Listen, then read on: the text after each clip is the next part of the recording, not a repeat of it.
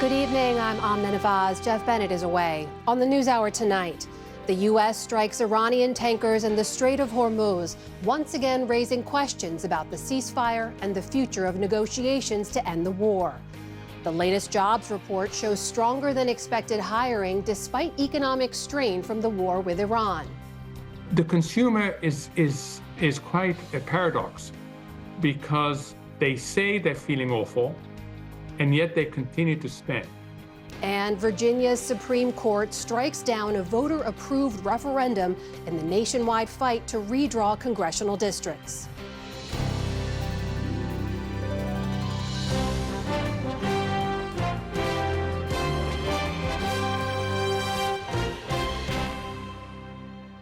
Major funding for the PBS News Hour has been provided by the William and Flora Hewlett Foundation, for more than 50 years advancing ideas and supporting institutions to promote a better world at hewlett.org. Friends of the News Hour, including Jim and Nancy Bildner, and the Robert and Virginia Schiller Foundation. The Judy and Peter Bloom Kovler Foundation, upholding freedom by strengthening democracies at home and abroad. Certified financial planner professionals are proud to support PBS NewsHour. CFP professionals are committed to acting in their clients' best interest. More information at letsmakeaplan.org.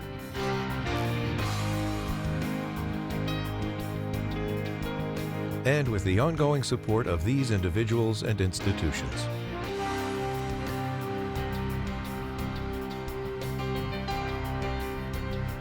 And friends of the NewsHour.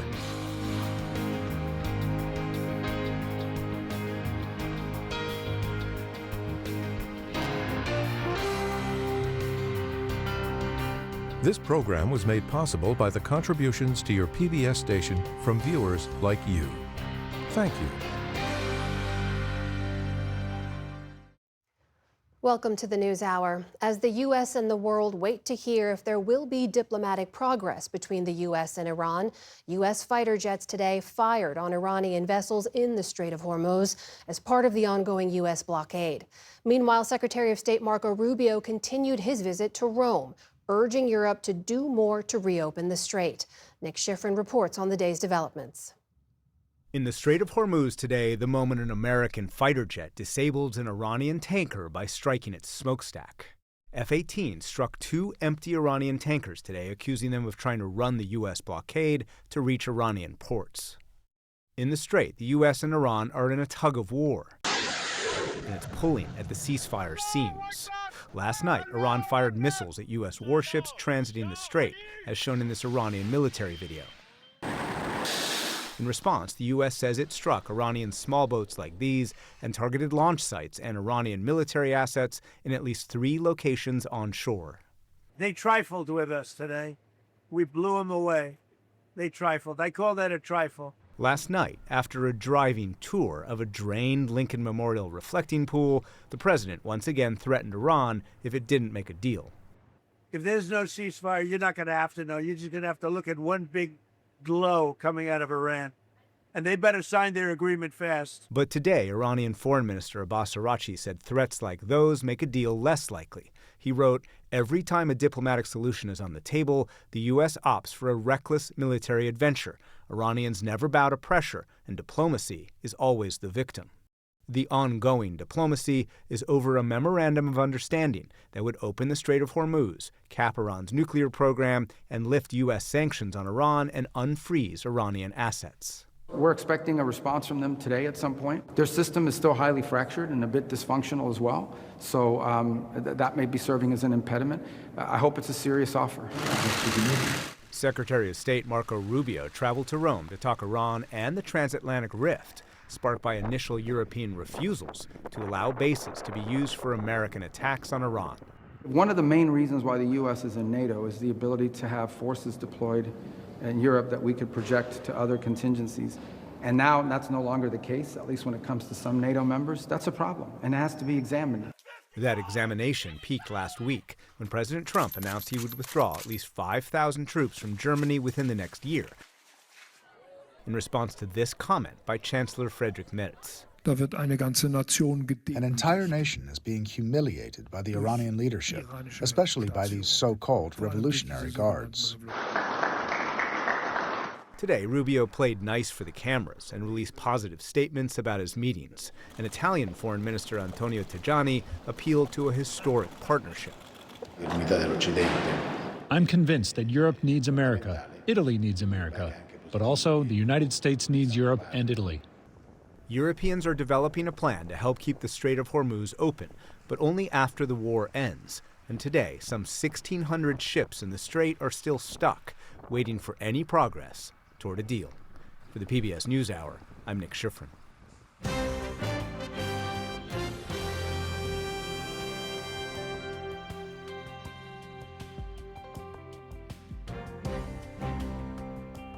The Labor Department reported today that unemployment held steady in April and that the U.S. added 115,000 jobs, surpassing expectations. Both the NASDAQ and the S&P 500 touched all-time highs today on the news, which followed a number of strong earnings reports across industries. For more on the numbers and what they tell us about the state of the U.S. economy, we're joined by Mohamed Al-Arian. He's a professor at the Wharton School of Business and chief economic advisor at Allianz. That's a financial services company. Welcome to the show. Thanks for joining us. Thanks for having me. So those jobs numbers were almost double what analysts expected. Unemployment holds at 4.3%. Wages are up 3.6% annually. What stands out to you from today's data? So I think three things stood out for me. One is the job creation, which was, as you say, double what was expected, showed a very strong demand for labor, even though we've thrown everything at this economy, but the labor market remains resilient. Second, on the supply side, on supply of workers, there are challenges. We saw the labor force participation come down, and we saw the labor force itself contract.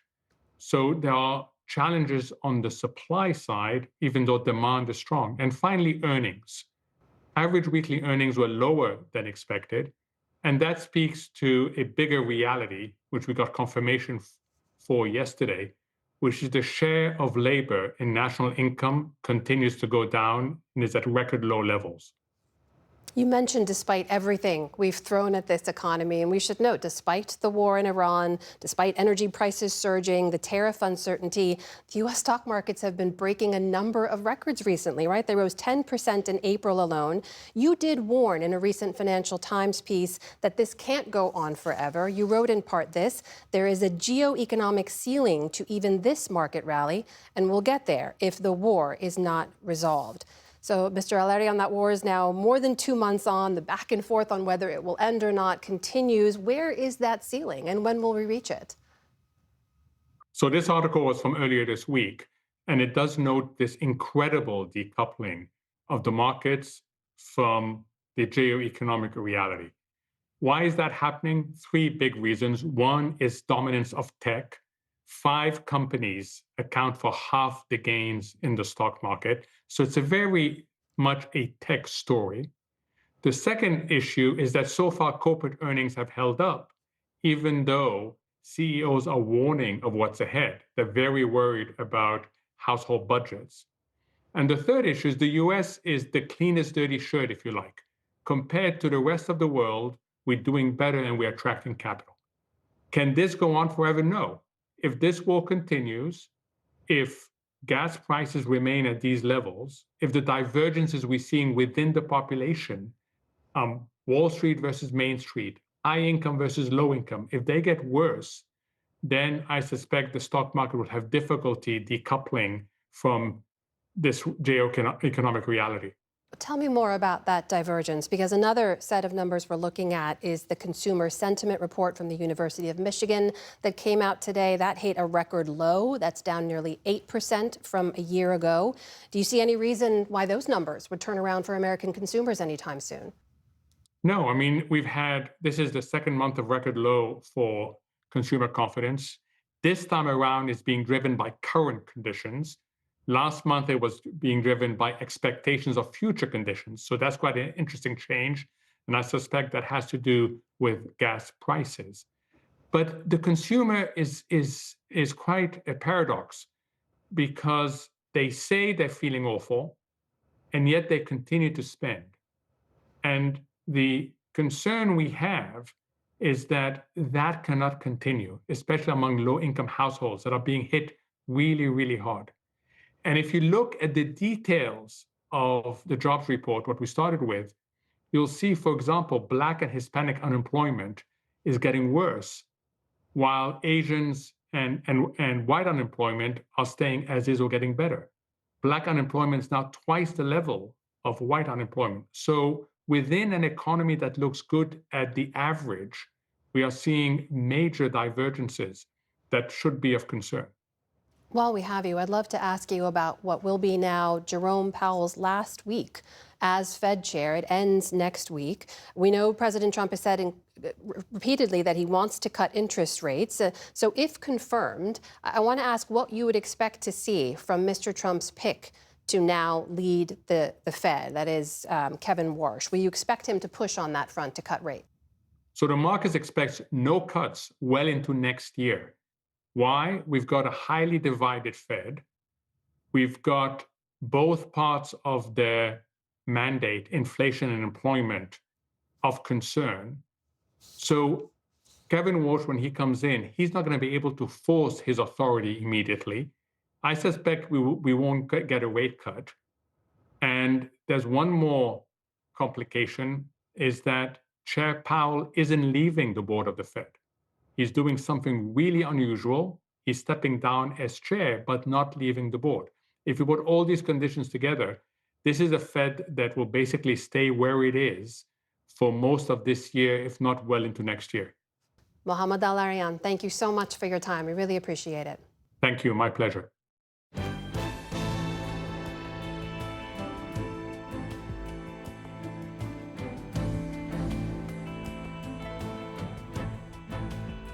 In the day's other headlines, the Pentagon began releasing what it calls new, never-before-seen files on unidentified anomalous phenomena, more commonly known as UFOs. The files were released on the Pentagon's website. They include black and white imagery of flying objects, government reports, and transcripts from flight crews and NASA astronauts. In one, Buzz Aldrin describes seeing a fairly bright light source during the Apollo 11 mission. Officials say the public should draw their own conclusions on what the files mean in terms of alien life, though critics worry the videos could be misinterpreted. Spanish health authorities in the Canary Islands are preparing for the arrival of the cruise ship at the center of the hantavirus outbreak. Officials say more than 140 passengers and crew will be evacuated and loaded onto buses, but only when their repatriation flights are ready. U.S. and U.K. officials have said they plan to send planes to evacuate their citizens. The ship is due to arrive in Tenerife off the coast of West Africa on Sunday. Spain's head of emergency services says passengers will be taken to a cordoned-off area and that there will be, quote, no chance of contact with residents. The most common scenario we are currently working on is that the 147 passengers will arrive without symptoms, and the planes will be standard. However, we have also requested a medicalized aircraft to ensure we are fully prepared should it be needed.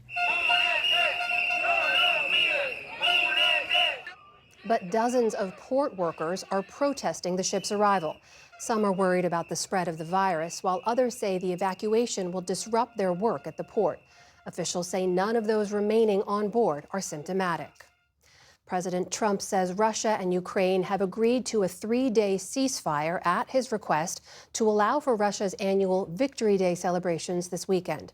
In a post on social media, Mr. Trump said the truce would, quote, include a suspension of all kinetic activity and also a prisoner swap of 1,000 prisoners from each country.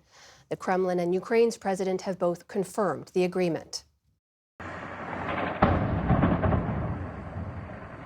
Before that, though, each side accused the other of repeatedly violating ceasefires they'd separately declared.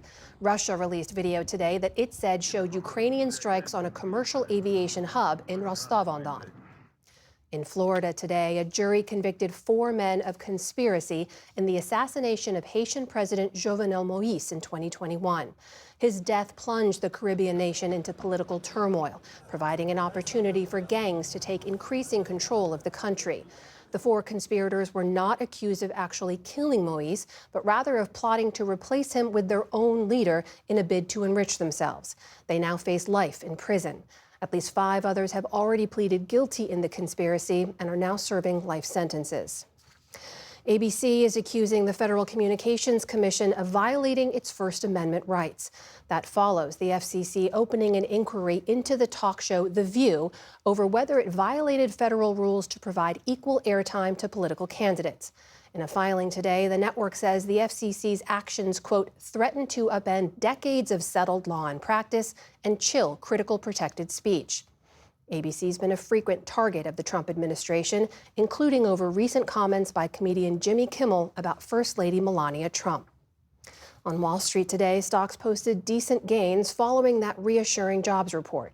The Dow Jones Industrial Average added just 12 points, so mostly flat, but the Nasdaq rallied more than 400 points to a new record. The S&P 500 also closed out the week on a positive note. And Pulitzer Prize-winning journalist and author Philip Caputo has died. His 1977 memoir, A Rumor of War, about his own service as a platoon leader in Vietnam, is considered a classic of wartime literature. It documents in vivid detail the psychological terror of fighting a largely unseen enemy.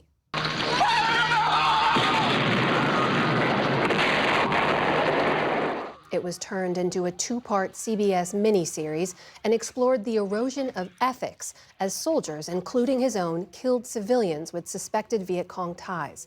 Caputo also wrote nearly a dozen works of fiction. His son said he died from cancer. Philip Caputo was 84 years old. Meanwhile, Sir David Attenborough is marking his 100th birthday, and millions of fans and nature lovers around the world are celebrating with him, even if the famously modest television host had planned otherwise. I had rather thought that I would celebrate my 100th birthday quietly, but it seems that many of you have had other ideas. Those plans include a 2-minute tribute by the BBC on a giant screen in central London. There have also been museum events, special screenings, and tributes from countless admirers. For 7 decades, Attenborough has brought the natural world into our homes through programs like Life on Earth and Blue Planet. He's taught us not just about nature, but also about ourselves. It's really very unfair that man should have chosen the gorilla to symbolize all that is aggressive and violent, when that's the one thing that the gorilla is not, and that we are. So on this, his 100th birthday, we at the NewsHour would like to congratulate Sir David Attenborough on making this shared planet feel a bit more familiar to us all, and to say thank you. Still to come on the NewsHour, the FDA Commissioner is on the ropes after months of turmoil. The Trump administration's latest counterterrorism strategy puts a spotlight on drug cartels but downplays right-wing extremism. And David Brooks and Ruth Marcus weigh in on the week's political headlines. This is the PBS News Hour from the David M. Rubenstein studio at WETA in Washington, headquarters of PBS News. Virginia's state Supreme Court struck down a plan that would have redrawn the state's congressional maps to benefit Democrats. In an opinion released today, a majority of the justices said a referendum passed by voters last month was unconstitutional. It was poised to transform Virginia's maps, allowing Democrats to gain up to 4 House seats this fall. Virginia's Democratic House Speaker Don Scott decried the ruling, saying in part, this was always about more than one election. It was about whether the voices of the people matter, and no decision can erase what Virginians made clear at the ballot box. It is a major setback for Democrats as both parties wage a war of mid-decade redistricting. For more on today's ruling and the national context, I'm joined by David Wasserman of the Cook Political Report with Amy Walter. Welcome back to the NewsHour. Let's start with Virginia. Just walk us briefly through the court's reasoning here, and also how big a deal is this when it comes to the battle for control of the House in November? Now, this is a major setback for Democrats because they were counting on Virginia to counteract what Republicans have done in Texas and Florida and elsewhere. And Virginia Democrats embarked on this effort to pass a constitutional amendment to permit the legislature to pass a Democratic gerrymander just a couple days before last fall's legislative elections. Under Virginia's Constitution, the General Assembly has to pass pass a constitutional amendment not just once, but twice, once before a regularly scheduled legislative election and once after, and then send the question to voters. Democrats went through those steps, but the Virginia Supreme Court, in this case, they found that Democrats had violated the procedure by embarking on this while early voting was already underway and therefore not before the regularly scheduled election. So this is likely to cost Democrats several key seats because Virginia Democrats would have picked up 4 under the map that they passed. Now, under the current map, they still have an opportunity to pick up 1 or 2 seats, but it does make it harder for them to expand their House gains even in a favorable political environment. Dave, I want to remind people how we got here because after last week's Supreme Court decision that further gutted the Voting Rights Act, we've seen Republicans rush to change maps in some southern states. Louisiana paused their primaries. They're now drawing new maps that favor Republicans. Tennessee's new map was signed into law yesterday. That dissolves the state's only black majority district. House Republicans in South Carolina have proposed a new map, and Republicans in Alabama have approved a new map just today. For context, how dramatically has the legal landscape around all of this shifted? It's shifting at a dizzying pace, and the guardrails have come off in many respects. Increasingly, what we have is a patchwork of states playing by different rules that are all electing members of the House and really scrambling the race for a majority from year to year. And just a few weeks ago, it appeared that the White House's strategy of pursuing a mid-decade gerrymandering war was going to backfire because Virginia Democrats were very confident their map would pass. And we still hadn't seen the Supreme Court ruling. We hadn't seen the map that Governor DeSantis passed in Florida. Now, with the combination of the ruling in Louisiana versus Calais and the Virginia Supreme Court decision, Republicans are poised to pick up somewhere around 6 or 7 seats on net from redistricting. And in particular, these deep South states where Republican legislatures are dismantling black majority districts that had been protected by the Voting Rights Act for decades, it has pushed the nuclear button.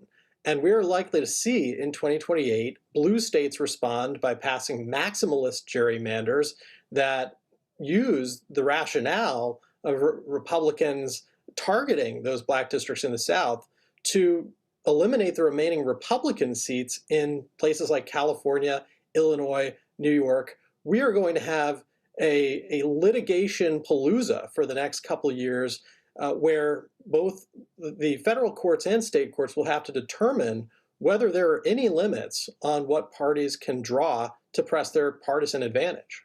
We should point out, too, this week we saw very strong protests in Tennessee this week and Alabama this morning from voters who said that they don't want these new maps to go into place. You just mentioned all the litigation ahead. Is there a possibility that some of these new maps that are going into place could be struck down in the same way Virginia's just was?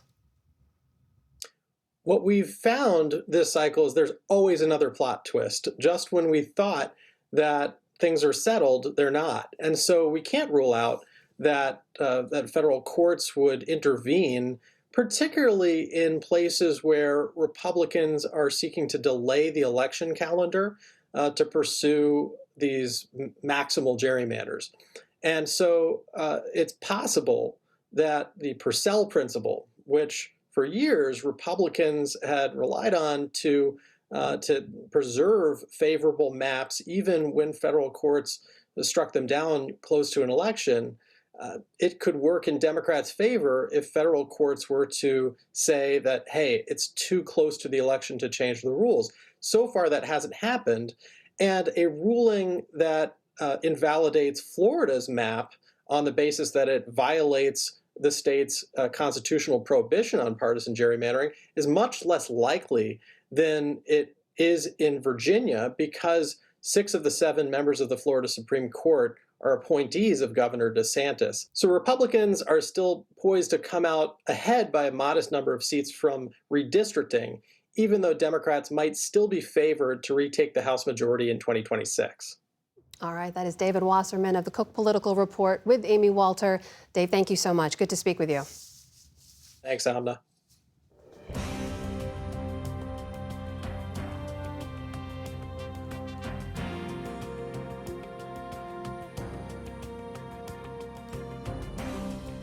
Multiple outlets are reporting that President Trump is set to fire the commissioner of the Food and Drug Administration, Marty Makary.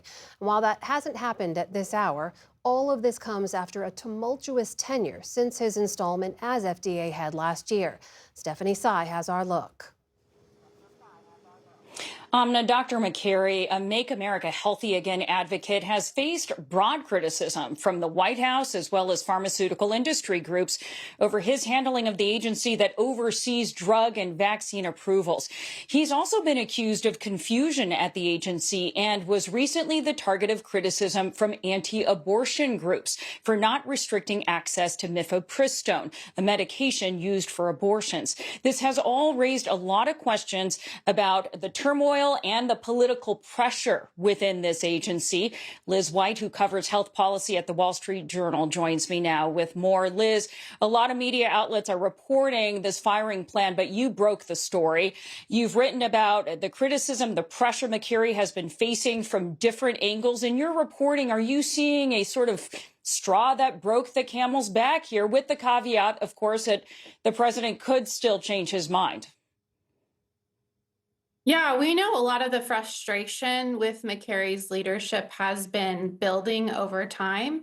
But we also know that this past weekend, the president himself grew quite frustrated that he felt Marty Makary was slow walking his agenda on flavored vapes. And he made that frustration known. And we saw Tuesday that for the first time in years, the FDA approved blueberry and mango flavored vapes. And they've taken a number of other tobacco-related actions since then. And we also know that, in addition, the complaints from pharmaceutical companies were also something that White House officials had in mind as they considered whether to talk to Trump about this. Going back to the vape issue for a second, we should remind viewers that President Trump, in his second term, pledged to save vaping. So that certainly could have been a factor. But there has also been criticism you've written about that characterizes the FDA as overall dysfunctional under his leadership. So describe, Liz, what was going on and what was he navigating within the agency? Yeah, the commissioner has increasingly relied on a small inner circle of advisors to run the agency. He has had multiple series of conflicts with HHS and has said, some conflicts with the White House as well. We reported today that White House officials increasingly began to see him as a rogue agent, kind of marching to the beat of his own drum. And all of those things kept piling up. It was an issue even last year. HHS Secretary Robert F. Kennedy Jr. at that point had considered making Marty Makary a figurehead at the FDA and installing someone else to run the day-to-day of the agency because he was worried about his management. They backed off of that plan, but it seems that the concerns just didn't go away. And you also have, as you referenced, the pharmaceutical industry unhappy with the pace of innovative drug approvals, the pace of clinical trial approvals that they have accused the Trump administration and the FDA as shipping over to China in favor of more accelerated trials. So talk about the influence of this pharmaceutical industry in this potential decision.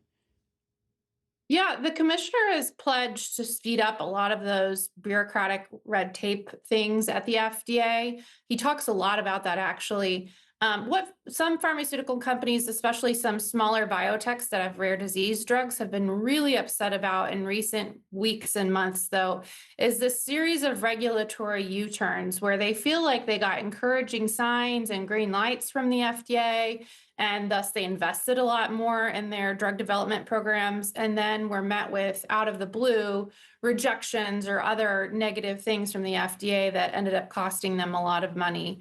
And the thought was that a lot of that was tied to Dr. Vinay Prasad, a guy that Dr. Marty Makary had hired to run the vaccines division at FDA, but he's gone and the complaints are still mounting.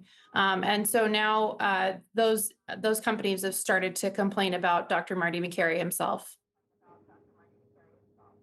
Then there's this issue of mifepristone, which we've been covering a lot on this program, in particular that the health secretary had ordered a review of the safety of this medication used by women for medical abortions. They did not, that review, lead to the restrictions that anti-abortion activists had hoped for. So, Liz, when you think about Makary's tenure and this reported plan to fire him, did he have ultimately a hard time balancing politics with his role? Yeah, I mean, he definitely didn't know how to dodge these complaints. He made explicit promises to produce this review in his early days as FDA commissioner, but he never did. And he was telling people inside the administration he needed a new data system to make this happen, a data system that won't be up and running until at the earliest end of this year or early next, which is not a timeline that anti-abortion advocates wanted to hear.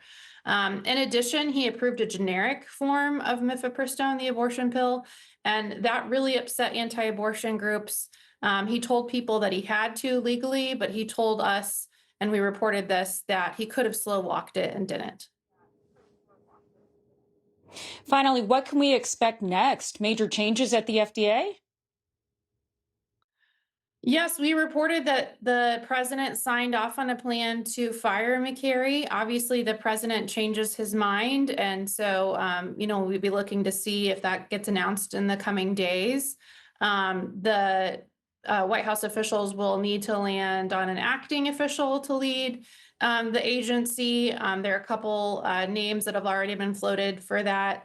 And then they'll have to come up with a new nominee at the same time as they are putting forward nominees for CDC and Surgeon General. So it'll be a big, heavy lift to get those health nominees through the Senate this year. That is Liz White joining us from the Wall Street Journal. Liz, thank you. Thanks for having me.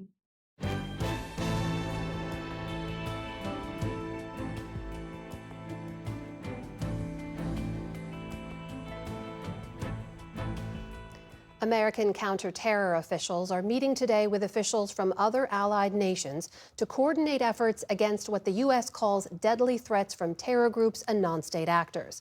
But as William Brangham reports, America's recently released strategy to fight terrorism contains some unusual targets. The U.S.'s counterterrorism strategy, detailed in a 16-page memo released on Tuesday, identifies three main terror threats facing the U.S. narco-terrorists and transnational gangs, legacy Islamist terrorists, and violent left-wing extremists, including anarchists and anti-fascists. That last group is later defined as those whose ideology is anti-American, radically pro-transgender, and anarchist, citing, among other threats, the man accused of murdering conservative activist Charlie Kirk. The memo makes no mention of right-wing extremist groups, despite research from the U.S. government and others indicating those groups are responsible for the majority of violent attacks over the last years. So for more on America's counterterror strategy, we are joined by Colin Clark. He's the executive director of the Soufan Center, where he focuses on domestic and international terrorism. Colin, thank you so much for being here. On first blush, what is your reaction to this counterterror strategy? Thanks for having me. Well, it's about what I expected, if not a little bit subpar. Look, there's a couple of things that it gets right, and that's the focus on hostages and wrongfully detained persons, the focus on terrorist acquisition of weapons of mass destruction, and the enduring threat posed by jihadist groups. But it gets a lot wrong. It gets the omission of far-right terrorist groups. It doesn't deal at all with domestic terrorism and homegrown violent extremism. And the entire document is riddled with partisan accusations and snubs after proclaiming to be an apolitical document, which it unfortunately is not. Let's tick through some of those things. I mentioned the three main sources it cites as threats. The first one being narco terrorists and criminal gangs. I mean, the administration argues that the flow of drugs into America is a clear and present danger. What do you make of their framing of that threat? Look, these groups absolutely need to be countered and combated. Groups like the Sinaloa cartel, MS-13, and others. These are groups that are pushing crime and drugs into the United States.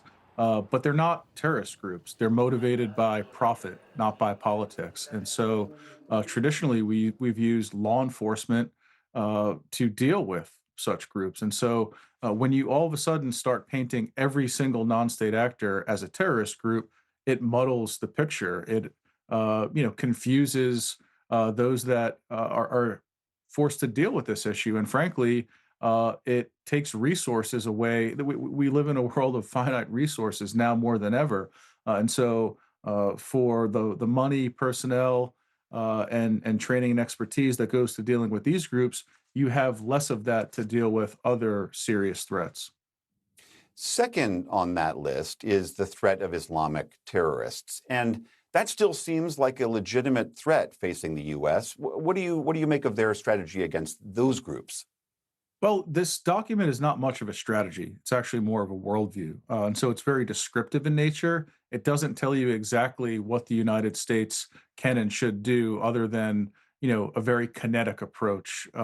Sebastian Gorka likes to talk about turning jihadis into quote unquote red mist, and this very aggressive, we will find you and we will kill you kind of tagline that he trots out. But there's very little nuance. There's very little substance behind that. The document barely engages with emerging technologies and all of the tools that terrorists use as force multipliers, including 3D printing, artificial intelligence, unmanned aerial systems or drones, cryptocurrency, and the range of different tools that they use online, encrypted platforms to recruit and radicalize new members. We should say Sebastian Gorka is the U.S. counterterrorism official who is believed to have authored this report. But the third on that list was this inclusion, as I mentioned, of left-wing radicals, pro-transgender activists. Is there any view that those groups or individuals are a substantive threat to America? Look, I do think we have seen an uptick in far-left violence. Part of that is due to what we call reciprocal radicalization. As the far right has grown in this country, and we can go back over the past few years and look at very violent attacks in Pittsburgh, Pennsylvania, where I join you today, at the Tree of Life Synagogue, at the Walmart in El Paso, at a supermarket in Buffalo, where a white supremacist targeted African Americans. There's been highly lethal right-wing attacks. Anytime you have a rise in the far right, you're going to have a rise in the far left. And so we have seen an uptick in far left violence, and that uptick could continue, motivated by a range of factors, whether socioeconomic, anger over Gaza, or other issues. But on balance and in aggregate, far right terrorism still poses a far more significant threat than the far left does. And so to focus on one over the other and not look across the ideological spectrum comes across as cherry picking and politicizing counterterrorism rather than using intelligence and data-driven methods to deal with it. Lastly, I couldn't help but notice, as you mentioned, that so many of the remedies here are militaristic and force-based, killing bad guys, so to speak. And no mention whatsoever of American soft power, which has been a bipartisan belief for a generation. Well, what do you make of that omission? Well, I have to believe it was somewhat deliberate. If you look at the DOGE cuts to USAID and others, it really pulled the mat out from under our soft power efforts, including in sub-Saharan Africa. And so as we see a growing crisis in Mali with al-Qaeda-linked groups there, the lack of funding for things to help improve governance, to help deal with border security, to help deal with all of these issues that we know contribute to the structural conditions and the drivers of radicalization, none of that is present anymore. And so all we're left with is the kinetic option. But if we think back to the global war on terrorism, we deal with the old adage of, are we creating more terrorists than we're killing? And it becomes a game of whack-a-mole. We tried that for 2 decades. It didn't work. In fact, it backfired spectacularly. And unfortunately, this document seems to be heading back into that exact direction.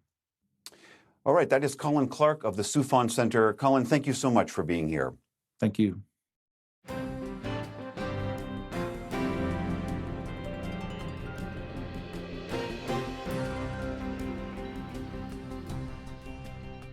The Virginia Supreme Court's decision today to strike down a voter-approved congressional map is a major shakeup in the national redistricting battle.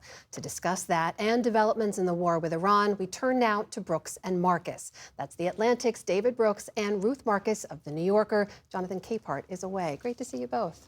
Good. So the Virginia Supreme Court striking down that map is a huge blow to Democrats. Virginia Democrats are now saying they will appeal. But I want to put to you what Governor Gavin Newsom of California, where they did change the map to benefit Democrats after voters backed the move, posted this. He listed states that now have new Republican-leaning maps, pointing out there were no votes here in Tennessee, in Florida, Missouri, North Carolina, and Texas. He ends with this: Virginia's voter-approved maps are thrown out. MAGA has rigged the system. David, what do you make of that? Are Republicans rigging the system? Well, he's got a lot of company, I would say. You know, this is a classic case of how democracy decays. People have always been doing gerrymandering.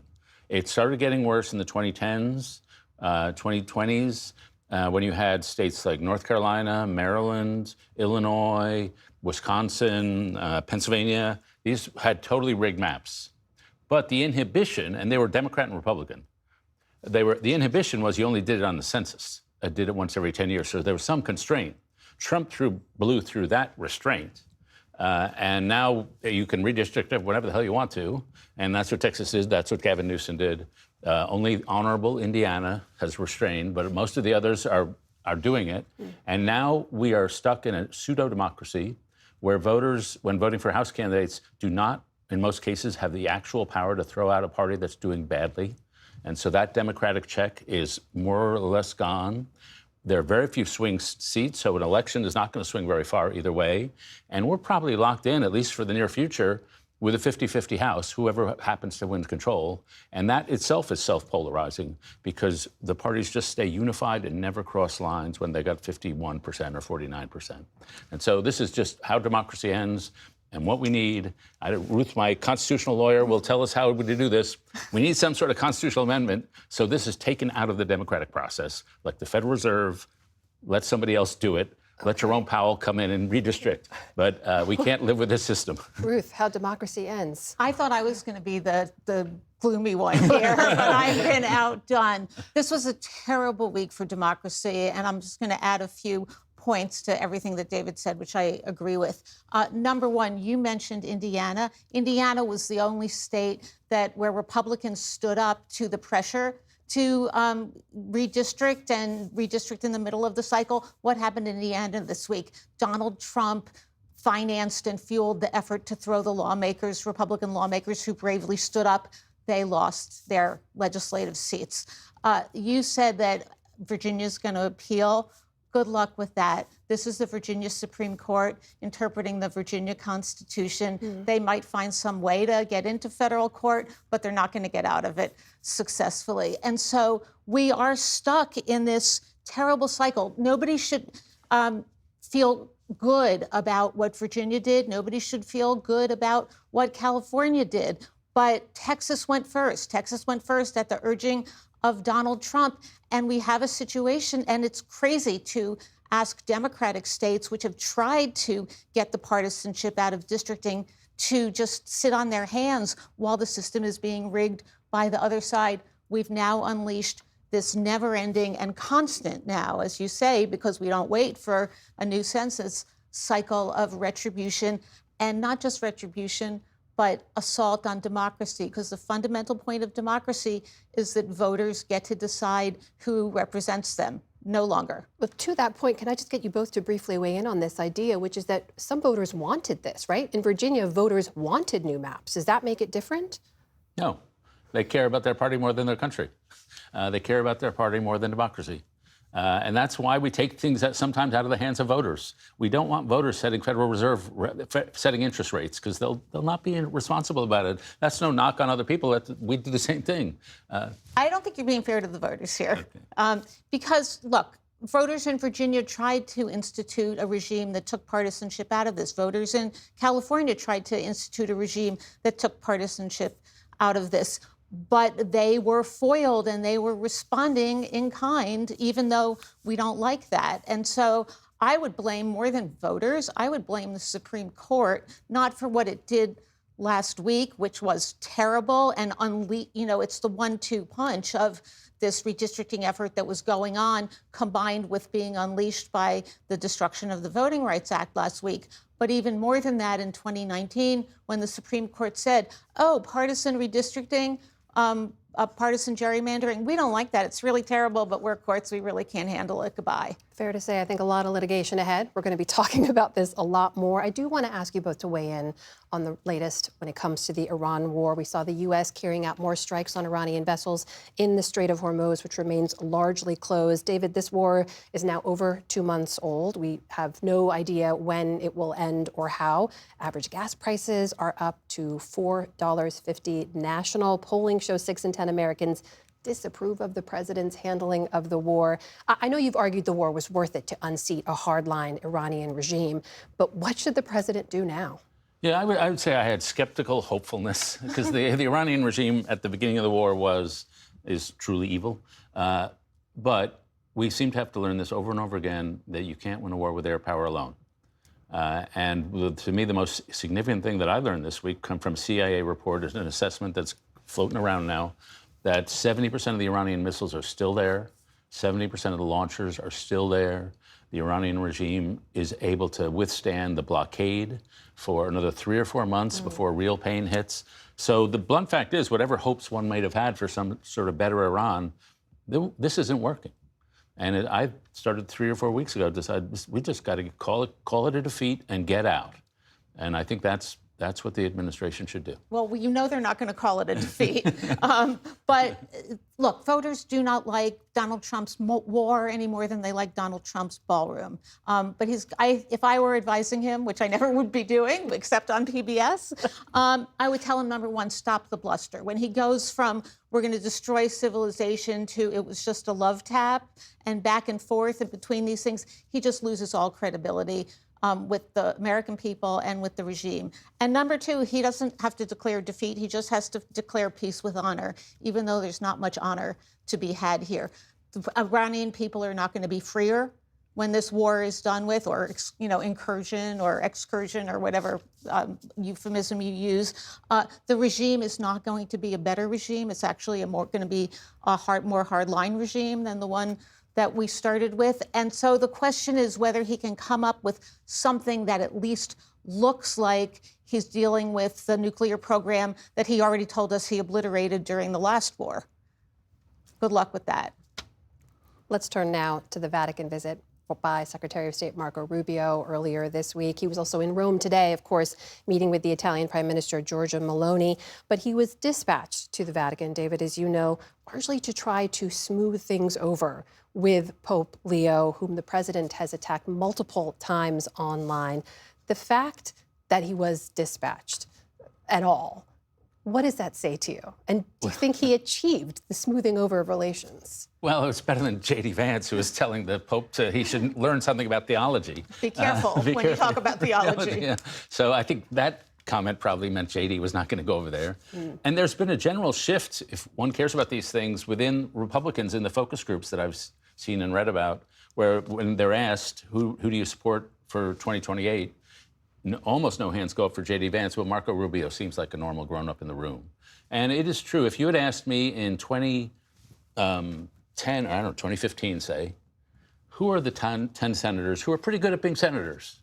Rubio would have been on my list. He's a serious guy. He had a very good staff. He dealt with real issues. He seems like a normal guy. And when the mishegas is over with Trump, he at least has a slightly better shot than somebody like J.D. Vance, who's totally in the tank. Having said that, I think when the Michigas is over, and Ruth can explain the word, I think we could ask the Pope. We could ask the Pope that somebody far away from Trump is going to be wanted. Yeah. But do you think he achieved what he set out to achieve at the Vatican?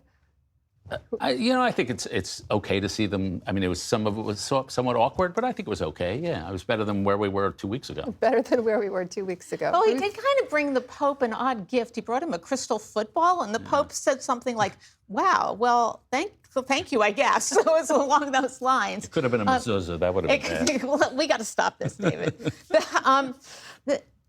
I think that it was good for Rubio not to present himself there as the alternate to J.D. Vance. I think the president is enjoying playing them off against each other and letting them audition. But I also think this is yet another war with not just with the Pope, but with the first American Pope that is ill-advised on the part of Donald Trump, and why he keeps doing it and talking about the Pope as soft on crime, weak on crime, and supporting nuclear weapons is crazy. His numbers and the Republican Party's numbers with Catholics, who make up a very big percentage of the vote and Republican Party support, are cratering. And this is a Pope who, and I think I'm allowed to say this, does not seem like he really wants to turn the other cheek when it comes to Donald Trump. He is not pretending that the president isn't lying about him. He doesn't mention him by name, but he says, when people say untruths, I'm going to respond. And so I don't think this is the last makeup session that we're going to see from the Trump administration to the Vatican. I know we still have to get through midterms only because you both mentioned 2028. I want to ask you briefly, do you think him being dispatched says anything about the future of the Republican Party, about Marco Rubio?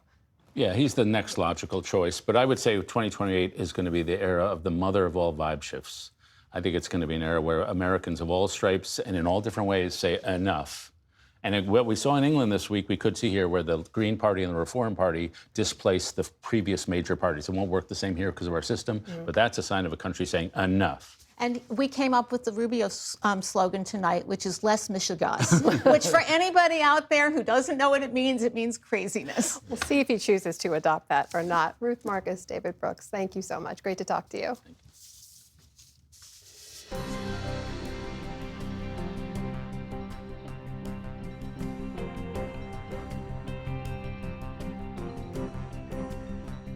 15 years ago this month, Pakistan joined other nations in congratulating the U.S. for bringing the world's most notorious terrorist, Osama bin Laden, to justice.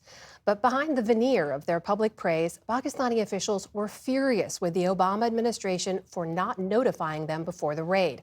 Mark Kelton was CIA station chief in Pakistan at the time. For the next episode of Compass Points, he told Nick Schifrin about being called in to meet with irate Pakistani intelligence officials. What was the level of anger from the Pakistanis? And from your perspective, were they shocked that he had been found? Initially, it was shock, because the president, of course, had reached out a hand and said, we can work together on this for counterterrorism partners, right? And it could have been portrayed in that way as a joint success, right? They chose to go another direction. And so the shock turned to anger. Infringement of Pakistani sovereignty, betrayal by the agency in the United States by not telling them, embarrassment, all of that. And I get that as an emotion, but frankly, as a constructive point for the relationship, it would have been better if they'd taken the president's hand and said, we can do this as a joint success. After all, al-Qaeda killed Pakistanis. His allies killed Pakistanis. And it's important to note, and I went back again in some of my reporting at the time, Pakistan suffered, 30,000 people had been killed by terrorism since 9/11, and they felt that the U.S. wasn't respecting them enough for their sacrifice. Right. And I think there was a moment where they could have said, okay, well, I understand pride is hurt and everything else. We can go forward and solidify the relationship against a common enemy, right? Re-solidify, let's put it that way.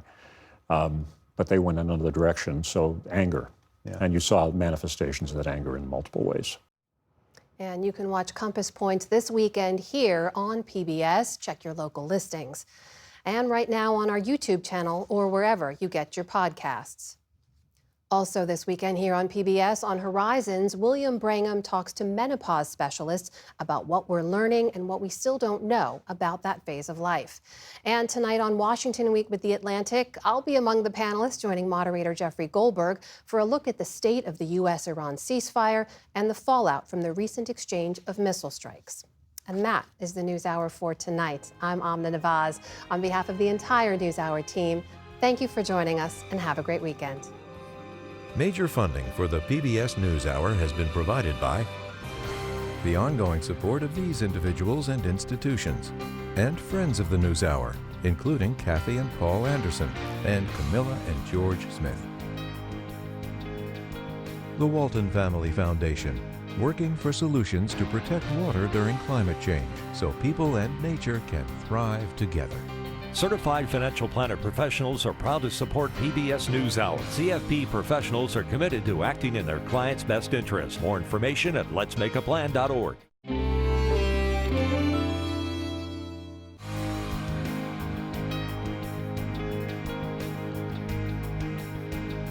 And with the ongoing support of these individuals and institutions.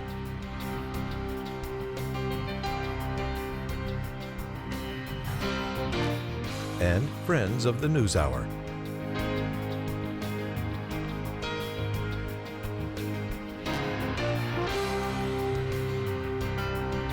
This program was made possible by the contributions to your PBS station from viewers like you. Thank you.